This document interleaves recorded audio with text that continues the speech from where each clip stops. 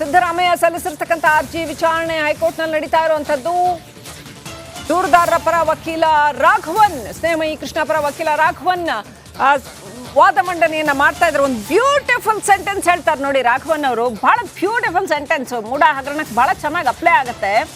ಯಾವುದೋ ಒಂದು ವಿಚಾರ ತಪ್ಪಾಗಿದ್ರೆ ಅದು ಪರವಾಗಿಲ್ಲ, ಒಂದೊಂದ್ಸರಿ ಮಿಸ್ಟೇಕ್ಸ್ ಆಗುತ್ತೆ ಅಂತ ಹೇಳ್ಬೋದು.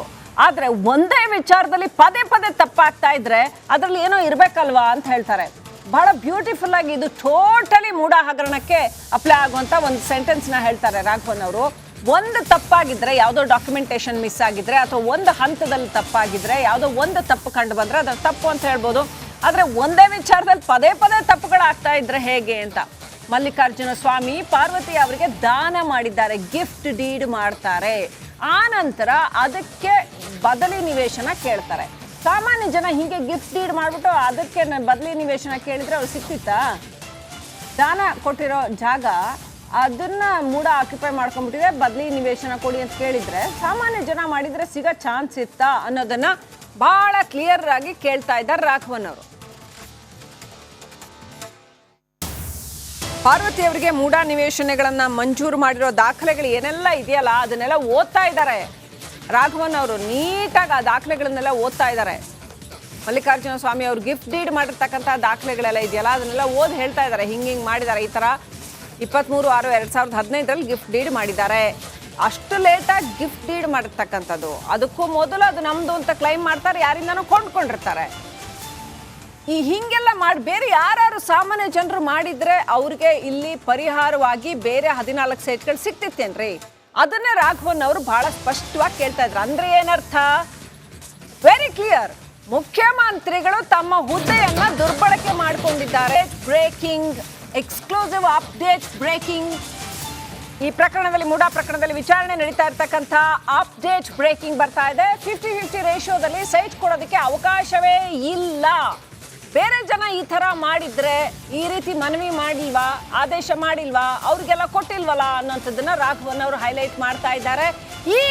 ಈಗ ಆಕ್ಚುಲಿ ಸಿಕ್ಕಾಪಟ್ಟೆ ಕಾವೇರಿದೆ ಆ ಒಂದು ವಾದ ಮಂಡನೆ. ರಾಘವನ್ ಅವರು ಹೈಕೋರ್ಟ್ ನಲ್ಲಿ ಮಂಡಿಸ್ತಾ ಇರ್ತಕ್ಕಂಥ ವಾದ ಕಾವೇರಿರೋದನ್ನ ಗಮನಿಸಬಹುದು.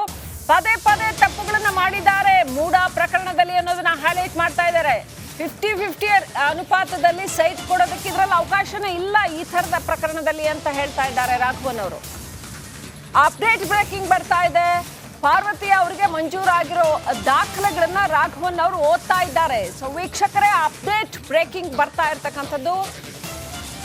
ಪಾರ್ವತಿ ಅವರಿಗೆ ಮಂಜೂರಾಗಿರೋ ದಾಖಲೆಗಳನ್ನ ರಾಘವನ್ ಅವರು ಓದ್ತಾ ಇದ್ದಾರೆ. ಈಗ ಕೋರ್ಟ್ ನಲ್ಲಿ ಈ ಕ್ಷಣ ನಡೀತಾ ಇರ್ತಕ್ಕಂಥ ಅಪ್ಡೇಟ್ ಬ್ರೇಕಿಂಗ್ ಕೊಡ್ತಾ ಇದ್ದೀವಿ. ಪಾರ್ವತಿ ಅವರಿಗೆ ಮಂಜೂರಾಗಿರೋ ಪ್ರಕರಣದ ಜಮೀನೇನು ಮಂಜೂರಾಗಿದೆಯಲ್ಲ ಆ ಡಾಕ್ಯುಮೆಂಟ್ಸ್ ಓದ್ತಾ ಇದ್ದಾರೆ ಅವರು ರಾಘವನ್ ಅವರು.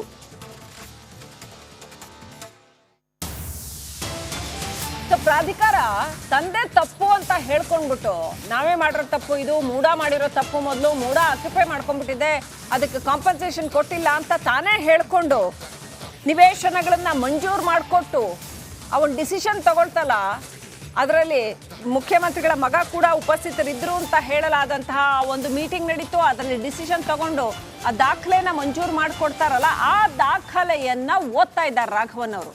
ಮೂಡ ನಿವೇಶನ ಮಂಜೂರಾಗಿರೋ ದಾಖಲೆ ಏನಿದೆಯಲ್ಲ ಅದನ್ನ ಓದ್ತಾ ಇದ್ದಾರೆ ಕೋರ್ಟ್ನಲ್ಲಿ. ನೋಡಿ, ಈ ತರ ಮಾಡಿ ರೆಕಾರ್ಡ್ಸ್ ಇದೆ. ಈ ತರ ಇವರು ದಾಖಲೆ ಮುಖಾಂತರ ಜಮೀನನ್ನ ಕಾಂಪನ್ಸೇಟರಿ ಲ್ಯಾಂಡ್ ಅನ್ನು ತಗೊಂಡಿದ್ದಾರೆ ಅಂತ. ನಿವೇಶನಗಳನ್ನ ಮಂಜೂರು ಮಾಡಿರೋ ತೀರ್ಮಾನದ ವಿಚಾರವಾಗಿ ದಾಖಲೆಯನ್ನ ಓದ್ತಾ ಇದ್ದಾರೆ ರಾಘವನ್ ಅವರು. ಪ್ರಾಧಿಕಾರ ತಾನೇ ಹೇಳ್ಕೊಂಡ್ಬಿಡುತ್ತೆ, ಒಪ್ಕೊಂಡ್ಬಿಡುತ್ತೆ ತಂದೆ ತಪ್ಪು ಅಂತ. ಮೂಡ ತಾನೇ ಒಪ್ಕೊಂಡ್ಬಿಡುತ್ತೆ. ಆಕ್ಚುಲಿ ಮೂಡ ಸರಿಯಾಗಿದ್ದಿದ್ರೆ, ಅಧಿಕಾರಿಗಳು ಸರಿಯಾಗಿದ್ದಿದ್ರೆ, ಪ್ರಭಾವಕ್ಕೆ ಒಳಗಾಗದೇ ಇದ್ದಿದ್ರೆ ಹೇಳಬೇಕಾಗಿತ್ತು, ಇಲ್ಲ ಮೂಡ ಏನು ಆಕ್ಯುಪೈ ಮಾಡ್ಕೊಂಡಿದೆ, ಹಿಂದೆನೇ ಕಾಂಪನ್ಸೇಷನ್ ಕೊಟ್ಟಾಗಿದೆ ಅದಕ್ಕೆ ಅಂತ. ಗಿಫ್ಟ್ ಡೀಡ್ ಆಗಿರೋ ಜಮೀನುಗಳಿಗೆ ಕಾಂಪನ್ಸೇಷನ್ ಕೊಡ್ತೀವಾ ಇಲ್ವಾ, 50-50 ರೇಷಿಯೋದಲ್ಲಿ ಕಾಂಪನ್ಸೇಷನ್ ಕೊಡಕ್ ಬರುತ್ತಾ ಇಲ್ವಾ, ಬರಲ್ಲ ಅಂದ್ರೆ ಬರಲ್ಲ ಅಂತ ಮೂಡ ಹೇಳಬೇಕಾಗಿತ್ತು. ಬದಲಾಗಿ ತನ್ನದೇ ತಪ್ಪು ಅಂತ ಒಪ್ಕೊಂಡು ಮೂಡ ಅವ್ರಿಗೆ ಜಮೀನನ್ನ ಅಥವಾ ಸೈಟ್ಗಳನ್ನ ಮಂಜೂರು ಮಾಡಿಕೊಟ್ಬಿಡತ್ತೆ. ಅದನ್ನ ಓದ್ತಾ ಇದ್ದಾರೆ ರಾಘವನ್ ಅವರು.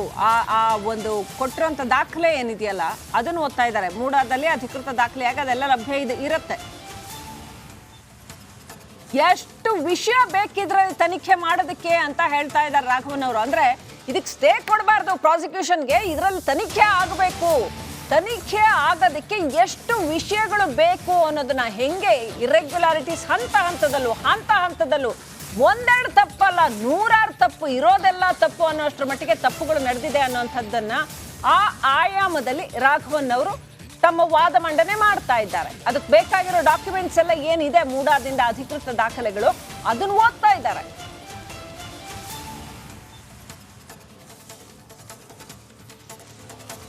ಅಪ್ಡೇಟ್ ಮಾಡ್ಕೊಳ್ಳಿ, ಸ್ಕ್ರೀನ್ ಅಪ್ಡೇಟ್ ಮಾಡ್ಕೊಳ್ಳಿ. ಇನ್ನು ಹೇಳ್ತಾ ಇದ್ದಾರೆ ರಾಘವನ್ ಅವರು, ಎಷ್ಟೆಲ್ಲ ಆಯಾಮಗಳಿದೆ ಇದರಲ್ಲಿ, ಎಷ್ಟು ವಿಷಯಗಳು ಬೇಕು ತನಿಖೆ ಮಾಡೋದಕ್ಕೆ,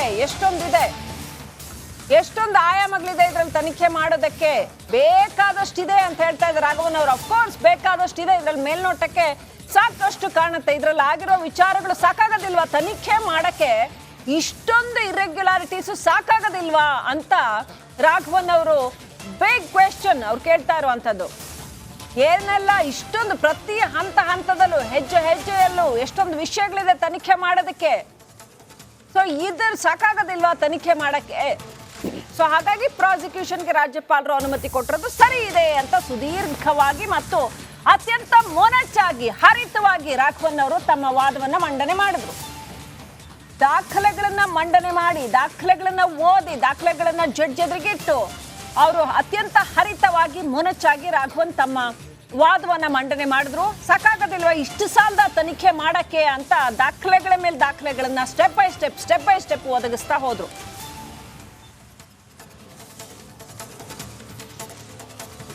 ಬಾಯಿ ತಪ್ಪಿ ಸಿದ್ದರಾಮಯ್ಯ ಮನವಿ ಮಾಡಿದ್ದಾರೆ ಅಂತ ವಕೀಲರು ಹೇಳ್ತಾರೆ. ಸಿದ್ದರಾಮಯ್ಯ ಪರ ವಕೀಲರು ಬಾಯಿ ತಪ್ಪಿ ಮನವಿ ಮಾಡಿದ್ದಾರೆ. ಬಾಯಿ ತಪ್ಪಿ ಸೈಟ್ ಕೊಡಿ ಕಾಂಪನ್ಸೇಟ್ರಿ ಅಂತ ಅರ್ಜಿ ಬರೆದು ಬಿಡ್ತಾರೇನ್ರಿ? ಹೆಂಗೆ ಅದನ್ನ ಹೇಳ್ತಾ ಇದ್ದಾರೆ ಅವರ ಲಾಯರು. ಅವರಿಗೆ ಹೇಳೋ ಹಕ್ಕಿರತ್ತ ಹೇಳ್ತಾ ಇದ್ದಾರೆ. ಹಾಗೆಲ್ಲ ಆಗಿದ್ರೆ ವಿಚಾರಣೆನೇ ಬೇಕಾಗಿರ್ಲಿಲ್ಲ ಅಂತ ಜಡ್ಜ್ ಹೇಳ್ತಾರೆ. ಕೋರ್ಟ್ ಹಾಲಲ್ಲಿ ಎಲ್ಲರೂ ನಗ್ತಾ ಇದ್ದಾರೆ.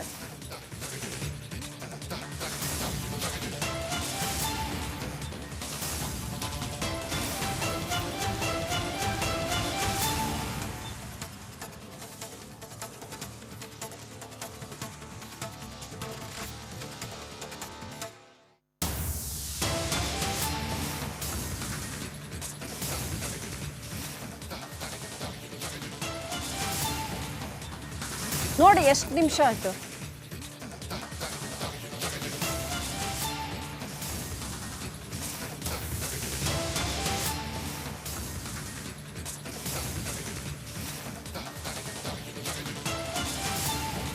ತುಂಬಾ ಚೀಪ್ ರೆಸಲ್ಯೂಷನ್ ಇದು. ರಾಘವನ್ ಅವರು ಹೇಳ್ತಾ ಇರ್ತಕ್ಕಂಥದ್ದು 2017ರಲ್ಲಿ ರೆಸಲ್ಯೂಷನ್ ಆದಾಗ ಇವರು ಮುಖ್ಯಮಂತ್ರಿ. ಇದು ತುಂಬಾ ಚೀಪ್ ರೆಸಲ್ಯೂಷನ್. ರಾಘವನ್ ವಾದ ಮಂಡನೆ 2017ರಲ್ಲಿ ರೆಸಲ್ಯೂಷನ್ ಆದಾಗ ಇವರು ಮುಖ್ಯಮಂತ್ರಿ. ಇದು ತುಂಬಾ ಚೀಪ್ ರೆಸಲ್ಯೂಷನ್. 2017ರಲ್ಲಿ ರೆಸಲ್ಯೂಷನ್ ಆದಾಗ ಇವರು ಮುಖ್ಯಮಂತ್ರಿ. ಇದು ತುಂಬಾ ಚೀಪ್ ರೆಸಲ್ಯೂಷನ್. ರಾಘವನ್ ಸುದೀರ್ಘ ವಾದ ಮಂಡನೆ. ನಾವು ತಪ್ಪು ಮಾಡಿದ್ವಿ, ಪರಿಹಾರ ಕೊಡಬೇಕು. ಇದೆಲ್ಲ ಏನು ಮಹಾಸ್ವಾಮಿ ಎಲ್ರಿಗೂ ಅರ್ಥ ಆಗುತ್ತೆ. ಕೋರ್ಟ್ನಲ್ಲಿ ಸುದೀರ್ಘವಾಗಿ ವಾದ ಮಂಡನೆ ಮಾಡ್ತಾ ಇದ್ದಾರೆ ರಾಘವನ್ ಅವರು. ನಾವು ತಪ್ಪು ಮಾಡಿದ್ವಿ, ಪರಿಹಾರ ಕೊಡ್ಬೇಕು. ಯಾರು ಹೇಳ್ತಾ ಇರೋದು? ಮೂಡ ಹೇಳಿದೆ ಅಂತ ರಾಘವನ್ ಅವರು ಹೇಳ್ತಾ ಇದ್ದಾರೆ.